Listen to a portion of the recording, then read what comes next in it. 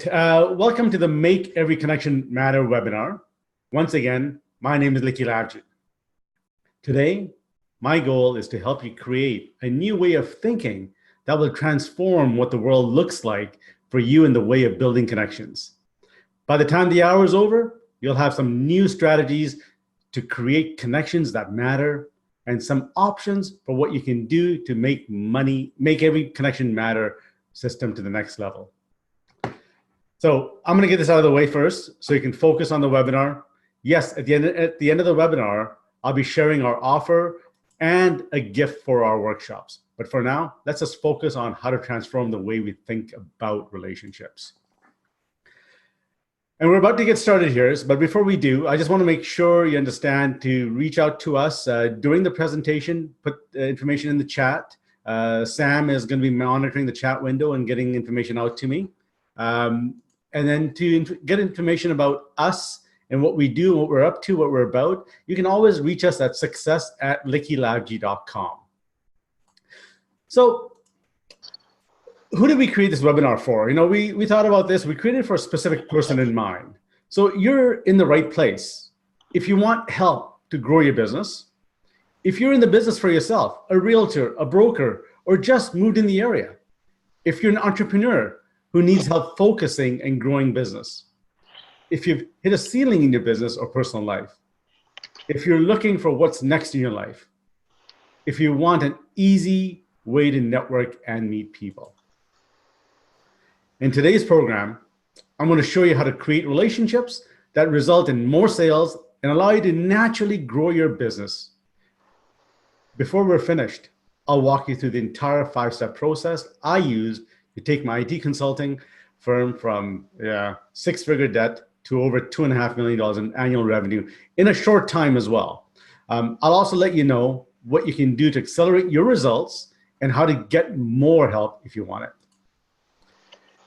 So before we dive into all the content, I just want to help you get in the right mindset. So just take a minute, turn off your cell phones and your notifications, put it on silent. Make sure you get a glass of water. We're going to be here for about an hour. To ask questions, which I really encourage, please use the chat window. And as well, I'll be sending a copy of this recording at the end. So please feel free to take notes if you need to, but we will send you the recording as well at the end. Also, just to think, I just want you to understand what if you could, think if I could. You know, just think about if I could have more sales, if I could have happier employees, have a better relationship, work better with my vendors, have a thriving business. Think if you could have a sales team that received referrals always. Think if I could grow my business. I think if you can make a difference like you already have in other people's lives at a massive scale, and think if you could do this all on your own terms. That's what I'm hoping to show you today. Now, we have somebody on unmute. So if it's possible for everybody to just mute your system so we can not get interference, that'd be awesome. Thank you very much. So a few years back, I was given a book called The Go-Giver by Bob Burke and John David Mann. It was timely as our IT business was on a downhill spiral. Our employees weren't happy, customers were leaving, we had flatlined, and we weren't really getting any new customers. Now, once I read this book, I quickly realized it was me. I was the problem. And what I had done was I'd forgotten what relationships were all about. I was trying to grow a business for the money and losing sight of my connections, which included customers, employees, and vendors. We had to make a number of shifts in the business, but for today, let's focus on how to build strong relationships. There are 5 elements to creating successful sales. The first one is about networking. Let's focus on transforming the way networking is perceived and done. The everyone way, and then the right way. Well, the everyone way, we give out cards, we say, give me a call, let's keep in touch. And most of us try and sell right on the spot by saying how good you are, or it's always about the features and not about what's in it for them. In our full sales training program, we dig deeper into these 5 additional strategies to build relationships with. For now, let's focus on applying the golden rule of networking. So the golden rule of business, I call it, is all things being equal, people will do business with and refer business to people they know, like, and trust. My good friend Bob Berg and mentor says this to me all the time. It says it to all of us all the time. It says, build your relationships, build trust, and business will just start happening. And that's kind of what happened to us. And that's why I'm sitting here in front of you today and want to share what I got out of how I transformed my business. And I'm hoping some of these little tricks will help you guys as well. So imagine, you create value in such a way that your prospects, customers, and clients will be attracted to do business with you, to buy more from you, and to refer you to others. Touch lots of lives with the exceptional value you provide. Your income is determined by how many people you serve and how well you serve them. I love the word here, serve. We're all in the business of serving as opposed to in the business of selling. So invite you to start thinking about serve as opposed to selling. Build networks, expand and deepen your network of personal walking ambassadors. What is the personal walking ambassador? Well, it's just your center of influencers, people that are actually doing business for you. We're going to get into that a little bit later as well. Drawing upon the information, relationships, and wisdom from the community of talented go-givers. That's how you build networks. Now, to be real, be comfortable. Bring your best authentic self to the table and continue doing what you do and what you've learned, growing and improving continually. Now, can you imagine me sitting here right now and having the headphones on and being like Tony Robbins and trying to just get you guys riled up? That wouldn't work. That's not who I am. So just trying to be real is kind of who you are, and this is me. I should actually have a bow tie on. I'm kind of known for my bow ties. So the other one is, stay open. Stay open to the abundance that is your bright right. Never again struggle with money because you understand how and why it works and how and why you're able to attract more and more of it your way. This is one of the ones that really transformed me, is about staying open to receiving. We talk about receiving relationships, but let's say stay open to also asking for money. A lot of us build relationships, make really good friends, but we don't know how to take it to the next level and really close that deal and really get that client engaged so they want to do business with you. And then you have no problems talking about money. So I want to talk about that a little bit later as well today. We have lots of Facebook friends, LinkedIn connections. This conversation isn't about them. Trust really happens when you really connect with people. Joe Girard puts it simply. Most people have about 250 people in their lives who would show up at their funeral or wedding. Just think about that. There's different cultures that may have more or less. In our culture, we could have about 500 or 600 people. In our weddings, we have over 700, 800 people. So it's not about that one, but it's about the average of what most people know. Now, if there's 250 people that do they know what you do? And are they able to articulate what you do to their 250 people? Now, I'll ask you to do some math there. I'm not going to do it, but just imagine doing the math there, what it ends up being. What the idea here is, your closest relationships, your closest connections that you have, really need to understand who you are and have trust in you so that your name comes up when the requirement comes up for your services. But they need to know what that is. So when we're meeting people for the first time, I use something called, my method is called FORM, to make connections really easy, where, F stands for family, O is for occupation, R is for recreation, and M is for message. Now, can you just imagine what this could look like? You could have a situation where you're meeting people and you're just talking about family and getting to know them, getting to know who they are and what they're about. Occupation, you can, even if you know what they do, you can say, how did you get started in your business? What's the best part you like about this? What do you enjoy most about your profession? I love going to people and saying, how do you balance your personal life and your business life? That's got to be a very big of a challenge, with your kids involved. Now, all of a sudden, they're telling me about their kids, talking about cycling, talking about soccer games. Now you get to know all these things. But the idea here is to really make note of all of this. You know, I use a little bit of a trick of myself. So, you know, when I go to networking events, I've got business cards that I get from people after I've had this conversation, and I put them in my right pocket, because the right pocket for me is people I really want to get connected to. We had a good relationship, we had a good conversation. And then after 2 or 3 good connections, I'll step away and I'll make notes on those business cards. And the notes are basically FORM, and write as much as I can. Once I finish that and we're done for the evening and I get back to the office or back home, I put all that into my CRM. In our CRM, we actually have 4 fields called FORM. So next time I meet that person or I'm going to go see them, I'll pull up my CRM and I make sure I read what I know about them so we can continue our conversation.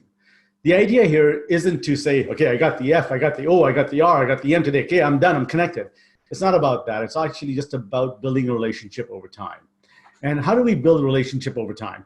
Well, you start with this form methodology. And if you start doing that, now you start talking about creating value. You know, your true worth is determined by how much more you give in value than you take in payment.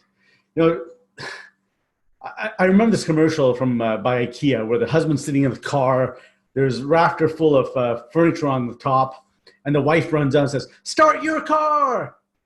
And she feels that she's stolen the goods. She's received so much value that she feels that she stole the goods. I ask you, do your friends, families, and customers, vendors, and employees feel the same way? Are they feeling connected with you? Are they feeling that they're getting more value than they are in what you're charging them? Now, I used an analogy, actually. I was at a client meeting yesterday. I said, imagine you finished doing your work with this client and you're sitting in the car doing your notes, and they actually knock on your window and saying, "That's all you're billing me?" Imagine if that's what it was, as opposed to, "Oh, here's a bill again." We want to make sure that the connection, the relationships we have are so tight and so ingrained in the value that they understand that. But what does value look like? Let's break that down. And I'm going to share what I've learned in value. And this is something that Bob Berg has shared with us as well. You know, there's 5 elements of value. And the first one is excellence. When I talk about excellence, I think about Ritz-Carlton. You know, whether you've stayed at Ritz or not, you understand Ritz stands for excellency. They're incredible. They're very good at what they do. It's always my pleasure to serve you as opposed to thank you. It's always Mr. Lavji, how are you? You know, it's interesting. When you walk in, they understand who you are and what your requirements are. I've heard stories about things like, you know, there was a couple at Ritz-Carlton. There was a shoe that the partner's shoe broke, and they were flying out the next morning. The bellman actually ran out, picked up the shoes for her, got them fixed, and had them delivered to her before she was flying out the next day. That's Ritz-Carlton. That's the way Ritz-Carlton does business. You know, then there's consistency. Consistency is how you do things the same all the time. That comes to my mind as Subway or McDonald's. No matter where you are in the world, the fast food chains have a consistent process no matter where you are. So I invite you to think about, what's your consistent process? Well, how do you make things excellent? And how do you have consistent process within your relationships and your business friends and your employees? The next one is attention. Imagine a travel agency or a surgeon not paying attention to what your requirements are. Imagine a realtor not listening to what the details required for your home are. Now, you know, let's take this one step back to employees. You know, when we had employees, and, you know, I'll admit this, we weren't listening to them at one point. We weren't listening to what the requirements were. We were just assuming we knew what they wanted. So we weren't paying attention to the detail. And once we started doing that, things shifted for us. So, you know, when I talk about moving away from our concerns we had in our business, from the debt to the profits, we put these 5 things in play. And I'm going to get to the next one, which is empathy. You know, empathy is huge. You know, you think about putting yourself in other people's shoes. You know, imagine a blood center or a cancer agency not being empathetic to the patient, not being empathetic to the client, and they're just about themselves. That's not going to go too well. As an employee, as an employer, I had to be empathetic to my employees. You know, they'd walk in and they'd have a concern at home or something happened. I had to be empathetic to the situation. It wasn't about the business. It was about what they were going through. I had to put that into perspective. And same as when you go in to see clients, you know, in the IT business, you know, I used to make a joke. Nobody ever used to call me to say, "Hi, how are you, Likky?" It was all about, hey, we have a problem, can you fix it? And some of them would be upset. And we had to step back and say, they're not upset at us. They're upset at the situation. They're experiencing a problem right now. And it's our job to resolve it. And that's why they've hired us. And that's what we're up to do. But our job is to make sure we take care of their customers so that they can run their business properly. And empathy is one of the biggest ones that we change in our organization and in our business as well. The last one is appreciation. This is the one that we all need to improve on. When we meet clients or we have employees, one of the things I always want to thank my customers or my clients that I meet with is that thank you for the opportunity for me to serve you. It makes a big difference in my life for you to be a part of my life so that we can grow together. And it makes a big difference. I learn from my clients. We don't know it all. We never do. And once we're engaged and we have a partnership with our clients and our employees and our partners, we all learn. So I want to appreciate them. We want to thank them on an ongoing basis. So these 5 elements were real key in our business, and it really made a big difference when we grew. That was a tipping point. Now, mind you, there were some other things that we had to do, business process changes and having the right people in place. But these elements were really consistent, and we made sure we were able to manage them within our employee base, our customer base, and our vendor base. Our vendors were key partners for us as well. We treated them like customers. We cared for them, so they cared back for us. And we had core values that we were following, and the core values match with our vendors as well. And if they didn't match our core values, we wouldn't work with them. It didn't make sense to work with them. So I just want to share that with you. Now, we get into the types of value. There's the intrinsic value, and then there's the extrinsic value. If you look at a car dealerships, for example, in the Vancouver area, there's probably 10 Honda dealerships. In those Honda dealerships, they all have the same cars. They have a Civic, they have an Accord, they have a hybrid car, they'll have a Pilot, they'll have an Odyssey. So it's the same car. Prices are very similar. $100 here, $100 there. It's not much of a difference in price. But why is there a number 1 dealership and a number 2 dealership, and then why is there a number 8 dealership? It could be location, but there's also some intrinsic value that they have. They have some extrinsic value that they want to portray to their clients. That could look like something like better service, really caring about people. They've actually taken the 5 elements of value, put them into play. Appreciation is huge. They actually care about the clients. What is your extrinsic value? Start thinking about that. What differentiates you from your competition? What differentiates you as an employer from the other employers? If you're struggling to put this into words, in our full program, we actually dedicated an entire module on this. But if you want some examples of this, put it in the chat window, and we'll send you some samples later on. So, if you start touching lives, imagine if I was to say your income is determined by how many people you serve and how well you serve them. Your income is determined by how many people you serve and how well you serve them. Well, Simon Sinek puts this really well. He says, people don't buy what you do, they buy why you do it. Touch lives. Well, you can do that by helping others, build trust. You can impact people's lives. And, a lot of the people that are on this call right now, on this webinar, I know most of you personally, and I can see what you're about. You're about making a change in people's lives. And we all know that the more people's lives we touch, the better connected we are. This is a key point to pay attention to. One of the things that we forget to do is, we start giving value. And, I want to preface this conversation. This conversation isn't about just being a good person and the good will come back to you and, the whole, the pay it forward movement. That is in our DNA. We all have that already built in. That's why you're here. You're actually here because you want to pay yourselves forward. Today's conversation is about having that in your DNA, but also giving more in value. And the more people's lives you touch, the more money you make. It's simple as that. Give value, touch more people's lives, and the more income you'll make. And that's simple as that. So making sales is a concept where touching lives is a reality. So your compensation is directly proportional to how many lives you touch. Building networks of your influencers. I talked a little bit earlier about networking and how do you build your centers of influencers. Your influence is determined by how abundantly you place other people's interests first. So when we're talking to people, we should be talking with them and listening for what they're saying. I admit I used to have a challenge with that. I used to have my words would come up before they'd even stop talking. I'd have an answer in place already.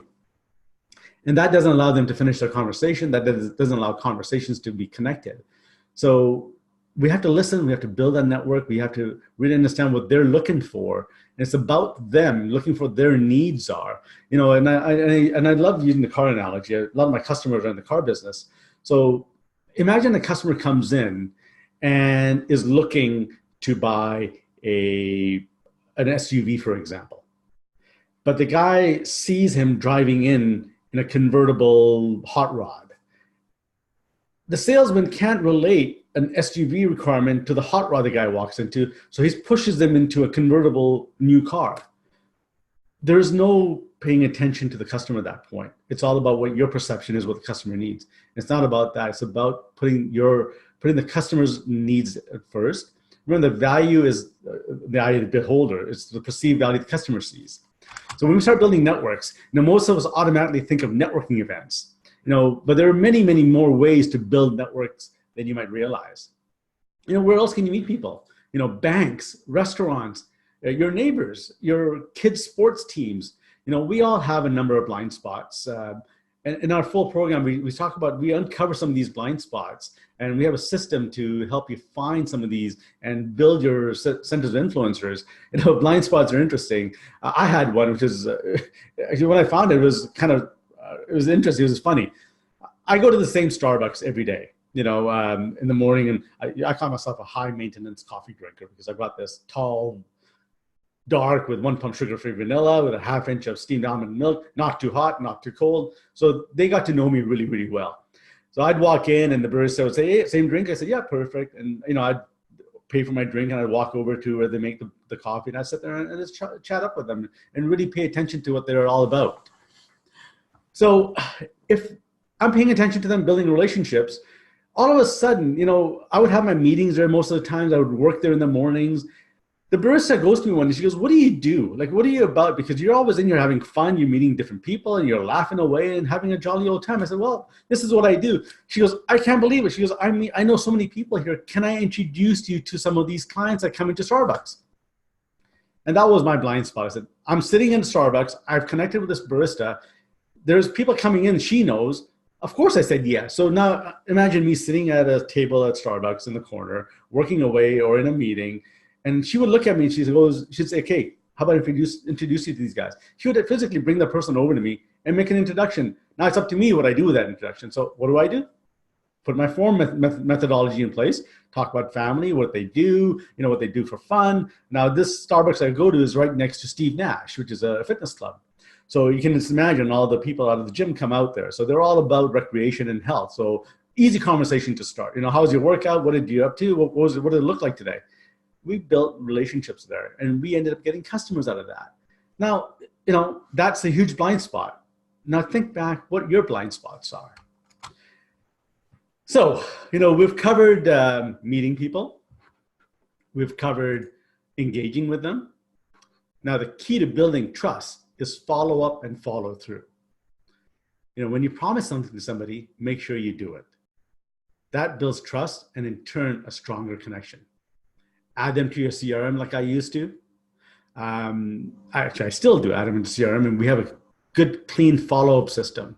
So have a routine to follow up with them. Add them to your social networks. Give them kudos on an ongoing basis. See what's going on with them. Be engaged with them. But if you committed something, just make sure you follow up with it. We actually send out handwritten cards to people that really makes an impact to them. Just imagine you come home and we all have bills sitting on our desks, and They're all pre-printed and you just put them on a pile. But when's the last time you actually received a handwritten letter or handwritten card with the envelope handwritten as well? People will open it up and they'll really appreciate it. And that part I was talking about appreciation, that's what we kind of do. We're kind of in the habit of doing that. I love going to networking events and where I'm actually connecting people on the spot. I say something like, how can I know if someone I'm speaking to with today is a good prospect for you? What that does is builds trust with them and says, I care. I want to make sure that they're connected. They're at that networking event. They want to learn to get to know people. So it's my job to put the dots together. So as you meet people, find out exactly what they do and start networking and putting people together. That shows value in them as well. It's showing that you care about them, that empathy shows up in there. I recall at our IT company, our receptionists used to just hate answering the phones because they weren't about IT. They were about, hey, does Likky know somebody in the moving company? Does Likky know anything about cars? Does Likky have a mattress dealership that he can work out? So we were the referral source for a lot of our clients. Now, yeah, it's annoying for them, but remember, it's great for the client calling us because we were the trusted source. We built that relationship with them, that built that trust. So once you do that, and we talked a little bit about follow through. And a connector, but how do you ask for referrals? We all have a real hard time asking for referrals. So here's something what it would look like. So, I'm going to say this to you. So imagine in your circle of friends that you have right now, or colleagues that you work with, your business peers that you have, are any of them struggling to grow their business? If so, would you mind sharing this webinar with them? We're going to send you a copy of it after. I'd love it if you shared it with them so we can help them grow their business as well. If there's a name that you'd like us to follow up with, let us know. I'd love to do that for you. Now, that was fairly direct. I had no problems doing that because I know I'm giving you value in this conversation. And I'm out to achieve helping other people. If we can help them take away the pain of growing their business, that's what we're about. So I didn't have an issue asking for that referral. What most people will do is they'll say something like, well, hey, do you know anybody who could use the system? And if there is, let me know, and I'd love to connect with them. When I say the word anyone, it's such a big world. You can't even imagine who they are. But when I say things like in your friend circle or in your colleagues or in the softball team that you play, are any of them business owners? Do they need help? Do they need help growing their business? Now I'm pinpointing into that small little area. We go over asking for referrals in detail in our Endless Referral module. Bob Berg has written this book, and it's out of this world. It really changed the way we ask for referrals. Interesting enough, when we talk about referrals, a lot of people think you have to ask for referrals after you've delivered a service and you've charged for it and you've done a good job. You don't. You can ask for a referral on the spot if you build a connection and a relationship. So when you've done this, you imagine you get all these people coming into your lives, you build connections. It's a great way to have friends. But now how do you pinpoint what type of a customer do you want? Do you have your avatar set up? Knowing your avatar is the key to building your business. Once you meet someone and asking them for a specific type of referral is the key at that point. Now, when people ask you, what's the ideal person that you're looking for? You can actually say right away who it is. Now, we don't have time today to cover creating your avatars in depth, but your avatar is so important that in our full training, I devote 2 full modules to this. The key is to describe your ideal prospect in as much detail as possible. It sure made my life easier when I knew what kind of customers I liked, what kind of customers got along with us, and where the impact was. So when you meet people, I love this one, they call it the elevator pitch. The elevator pitch, and there's something called the benefit statement. The elevator pitch, imagine that's very I-focused, whereas the benefit statement is them-focused. Imagine you only have 30 seconds on an elevator, right? That's what they call it, the elevator pitch. Now you have to really sell, and then they walk out. But in 30 seconds, imagine making the conversation about them. What's in it for them to talk to you? Now, they may still walk out because they're on the elevator, but they'll be intrigued and connect with you. They may even stay longer. This is kind of making fun of the elevator, but it's not about the elevator itself. It's about when you meet somebody, when you start going in there and just start selling people right away, here's the features and benefits. And they're like, yeah, okay, I get it. But they may not even have a need for it. But if you say something like, for example, a financial advisor would say something, I help people create and manage wealth. Okay, that's interesting. Or car salespeople, they could say something like, I help people make connections with others by providing a vehicle on how to get there, or on a way of how to get there. And that's, okay, interesting. So how do you do that? Now there's a further conversation. They're intrigued about that. Realtors, I help people successfully sell their home and their dream home. Now, yes, you're a realtor and you're saying what you do, but it's also a lot more detailed and a lot more about them at that point. So, do you have a benefit statement is the first question I'd ask you. And if you'd like help with that, again, put it in the chat window. We'll send you a link with some samples that we have, and then we can help you through some of those things as well. I'd love talking about benefit statements. It's one of my passions to work through that with people, along with the why. The why statement that we talked about with Simon Sinek, that was our key shift in our business and myself as well when I figured out what my why was.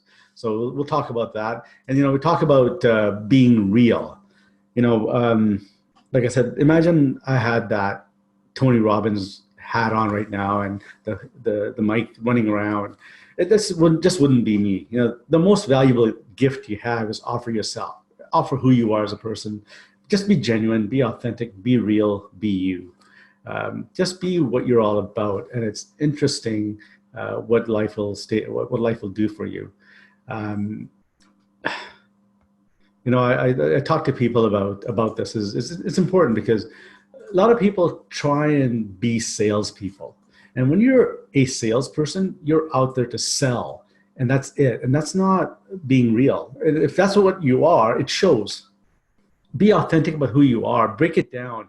Once you know your why, once you know who you are, your benefit statement, you can just be the person you are and just talk.